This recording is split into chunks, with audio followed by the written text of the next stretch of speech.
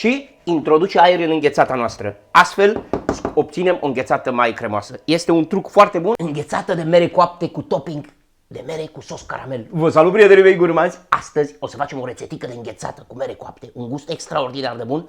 Rămâneți cu mine până la sfârșitul acestei rețete, deoarece o să învățați multe lucruri despre înghețată. Cu siguranță fiecare aveți ceva de învățat din acest video. Încep rețeta, urmăriți-mă cu atenție și adaptați această rețetă la gustul vostru. Toate ingredientele și toate ustensilele le avem aici pe masă. Prima dată încep cu merele. Eu folosesc 4 mere. Vedeți, 4 mere roșii sănătoase, sunt Royal Gala. Voi folosiți merele care le aveți la îndemână. Pentru mere o să am nevoie când le coacem, decât un baton de scorțișoară. O să vă spun cum le punem la timpul lor. 1 litru de lapte, 400 de grame, 2 tubulețe de frișcă. Frișcă lichidă, cu un procentaj de grăsime de 35%, înghețată are nevoie de grăsime. Tot cu grăsimea îi punem 2 gălbenușuri de ou. Gălbenușul de ou este și anticongelant. În același timp ne ajută să nu înghețe, ca înghețata să înghețe la o temperatură mai scăzută. 2 anticongelante la înghețată. Mierea și oul. Astea să le țineți minte. O să mai vorbim pe parcurs. Lapte praf. Am 120 de grame de lapte praf. Zahăr 160 de grame de zahăr alb și 40 de grame de zahăr negru. Și 50 de grame o lingură de miere. Este important să punem 3 îndulcitoare. Vedeți, eu am pus zahăr, zahărul negru să ne dea și un pic de culoare și mierea care are și rol de anticongelant. O să vă spun și laptele praf. Prima dată, haideți să începem cu merele. Luăm așa un măr și le scoatem cotorul la mere. Vedeți? Aici așa frumos. Hopala. Hop. Tuc. Și le punem aici. Gata. Am terminat și cu mărul 4. Acum ce vreau să vă spun, nu le puneți nici zahăr, nici scorțișoară praf peste ele, nimic. Vrem să păstrăm gustul autentic de măr copt. Doar îi pun cât un bețișor așa de scorțișoară, îl introduc aici, ca să-i dea un ușor gust de scorțișoară înghețata noastră. Dar prea puțin, da? Ok? Și acum le introduc la cuptorul pe încălzit la 170 de grade și le las la copt. Vă spun cât timp le-am lăsat. Punem laptele la foc.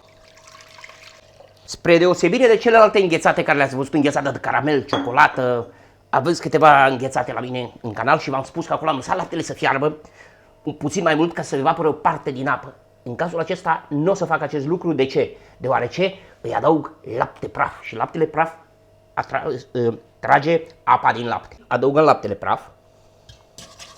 Stecăm așa. Adăugăm și frișca lichidă, da? Avem nevoie de grăsime.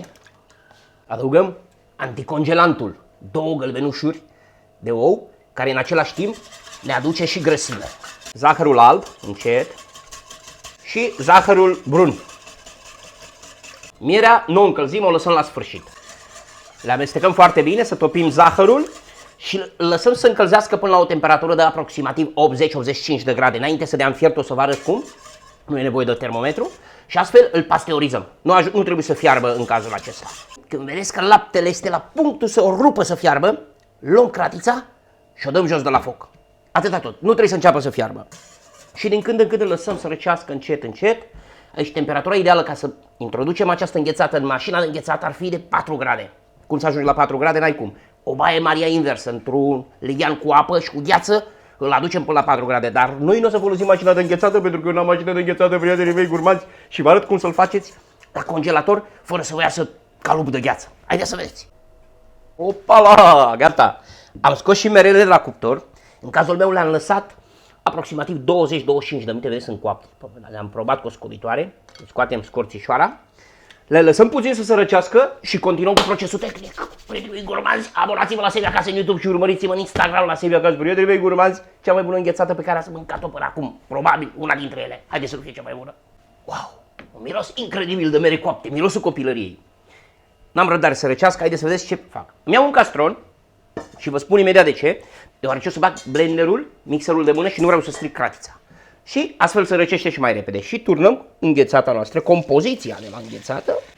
Dăm castronul la o parte și ce fac eu acum? Vedeți, merele sunt coapte dacă apăs pe ele. Dar noi de coajă nu avem nevoie. Puteți să le treceți prin mixer cu tot cu coaje și după aceea să le strecurați, dar eu nu mă mai complic, le fac așa, le tai în cubulețe și îi scot coaja. Vedeți, coaja iese imediat. Vedeți să n-aibă coaje, nici sâmburi, nimic. Doar puțin așa. Hop, hop. Le luăm și le adăugăm în înghețata noastră. Gata. Am strâns, am curățat la locul de muncă. Între timp s-a mai răcit și înghețata noastră. Toate merele înăuntru. Acum îi adăugăm și mierea. Așa să nu uităm. Vedeți, când s-a mai răcit, îi adăugăm mierea. Cum am spus, mierea este un anticongelant foarte bun. Și astfel ne ajută ca înghețata să înghețe la o temperatură mai joasă și nu-și formează atâtea cristale de gheață și nu scoatem un calup de gheață. Mierea și gălbenușul de ou. Două anticongelante. Luăm mixerul de mână, blenderul și începem să le trecem prin blender. Gata! Atâta tot. Cu această maniovră m-am asigurat că nu am mai lăsat nimic, nicio bucată de măr aici. Fiți atenți, acum ce facem? Iau aceeași cratiță în care am fiert laptele. Îi adaug câteva cubulețe de gheață. Îi pun puțină apă. Vedeți cum e? Acum îi facem o baie Maria inversă. Perfect. Acest pas este opțional. Eu îl fac ca să răcească mai repede până strâng aici. Și imediat trecem la ultimul pas. Mai avem un ingredient foarte important pentru înghețată ca să iasă cremoasă. Aerul. Are nevoie de aer ca să fie cremoasă. Eu n-am mașină de înghețată și o să vă explic, cei care aveți mașină de înghețată, cum să o faceți și fără mașină de înghețată cum să o faceți. Și vă promit că o să-mi cumpăr mașină de înghețată, prietenii gurmați, să-mi iasă și mie înghețată în 20 de minute. Gata. Eu am lăsat-o să răcească până la un punct, dar ce vreau să vă spun acum? Cei care aveți mașină de înghețată, trebuie să o lăsați la frigider, este recomandat să ajungă la o temperatură de 4 grade și când ajunge la 4 grade, o introduceți în mașina de înghețată. Și acolo în 20 de minute, depinde de mașină, aveți o înghețată cremoasă și excelentă. Noi, muritorii de rând, care nu avem mașină de înghețată, ce fac? Îmi iau așa ceva pentru congelator. Fiți atenți ce cremoasă e acum, uitați-vă doar să vedeți. Și o umplem. Bun, eu vă dau un sfat, nu umpleți până sus, deoarece o să înghețe mai greu.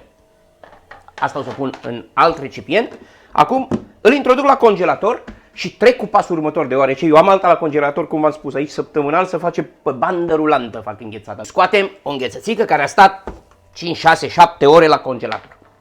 Acum ce vreau să vă spun, mașina de înghețată, când punem înghețata în mașină, începe să o învârte. Când o învârte, ce face? Îi introduce aer. Înghețata, după ce a coborât de 4 grade, 4, 5, 6 grade, cu minus, dacă introducem aer în ea, aerul rămâne înăuntru și astfel o face mai cremoasă. Rupem cristale de gheață și rămâne aerul. Și atunci avem o înghețată cremoasă. Fiți atenți! Voi care nu aveți mașină înghețată, luați mixerul, blenderul de mână și când a început să înghețe, după 4-5 ore începeți, ia uitați, vedeți? Ați văzut? Ia uitați cum este. Deja se vede cât de cremoasă este.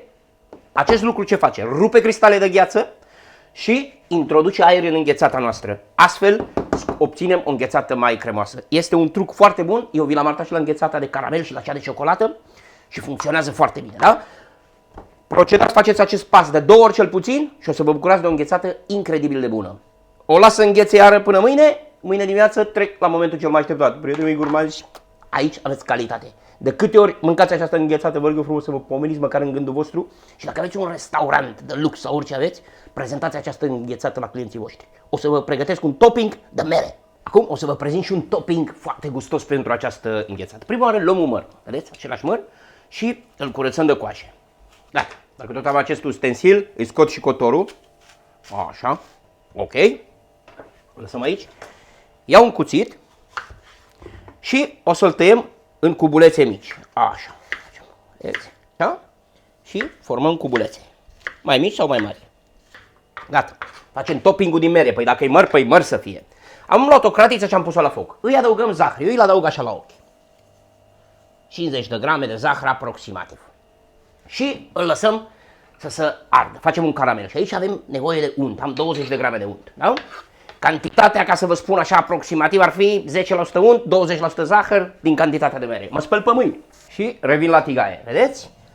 În prima parte nu introducem lingura, nu-l amestecăm și m-ați mai întrebat la o rețetă și m-ați întrebat, Sebi, de ce? Vă spun de ce. Dacă pui lingura și amesteci zahărul acolo la început, când începe să topească, începe să se facă bulite de bulgări de zahăr, așa ca și cum s-ar zaharisi. Dacă nu, el se topește mai uniform. Ia să vedeți ce frumos facem. Vedeți, acum că s-a topit frumos, putem să-l amestecăm. Așa un pic, înainte să ardă. Acum îi adăugăm merele. Opala! Așa. Și le amestecăm. Acum este timpul să-i adăugăm și untul. Opala! Așa frumos. Uitați ce frumos. Gata. Ați văzut cum a ieșit? Îmi opresc focul, l-am lăsat aici 2 minute și le lăsăm să răcească. Avem pregătit toppingul pentru înghețată. Unul dintre ele, că poți să-l faci într-o mie și una de feluri. Eu v-am dat o idee, voi dezvoltați-o la voi acasă. Haideți să trecem la momentul cel mai așteptat. Scoatem de la frigider, de la congelator. Ia uitați cum am amestecat-o, s-a înghețat. Ia să vedem, filmează aici, te rog frumos. Să vadă dacă e cremoasă, așa. Uite așa. Luăm și umplem aici. Opala. Punem un pic în apă caldă. 3. Punem câteva merișoare așa pe deasupra. Într-o parte. Prietenii mei gurmanzi, după muncă și răsplată. Uitați ce bunătate de înghețățică am scos aici fără mașină de înghețat. Haideți să gustăm.